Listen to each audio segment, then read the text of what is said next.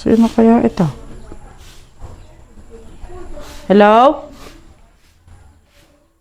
Ay, hindi ko naman ho kayo kilala. Sino ka kaya?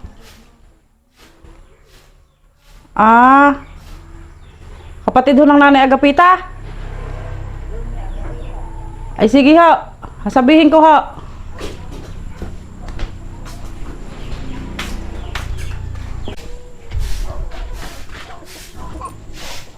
Inay. Nanay Agapita pala, may kapatid pa. Aywan ko. Parang may kapatid gaya tayo sa Mindoro. Bakit ga?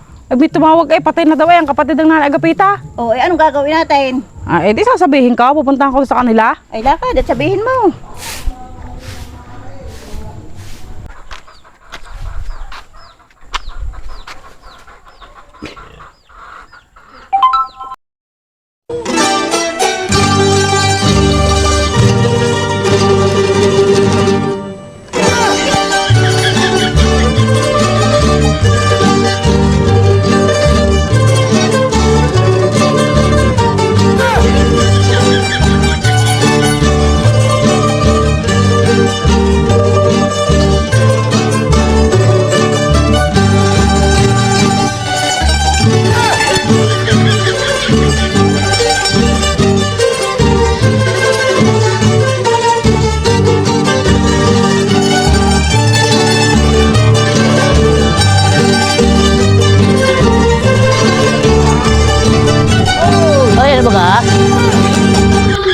Ano ba kaya? May tumawag sa akin. Ay, sino?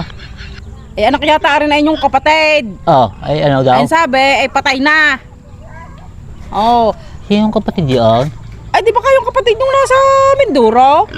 Ay si Narseng. Ay, namatay na pala. Nako, may ilang taon na kaya gayaon? Ano sabi sa iyo? Ang sabi, kayo daw ay pumunta doon at nung buhay pa, hindi kayo nagpapakita. Ngayon daw ay patay na, di inyong puntahan. Nako, paano makakapalan niyo? Wala naman akong kapira-pira Galing sa amin paanlasa. Anong gagawin? Baka tumawag. Anong pasasabi ninyo? Yung tawagan ulit kami, ako sa amin ang lasa at hindi makakaalis. Oo, sa kami wala rin pira. Tawagin. Hello ho.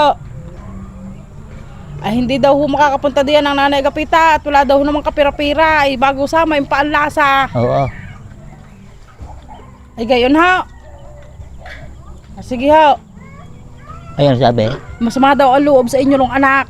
At kayo daw ho matagal ng panahon hindi nagpapangitay. Ngayon patay na, hindi nyo pa mapuntahan. Ay, masama pala ang loob. Ay, uho. Nadiyan pa ga?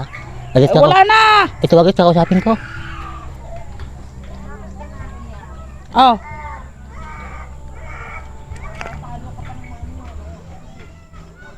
Hello. Nako, ay hindi man makaparian Galing sa amin ang lasa. Ay wala pang kapira-pira. Oo. Ay wag nang sasama ang loob. Hayaan mo ito kay babawi sa iyo. Oo. Hindi ako ipaparian na pag minamatay na lang uli. Ha? Wala. Wala pa rin.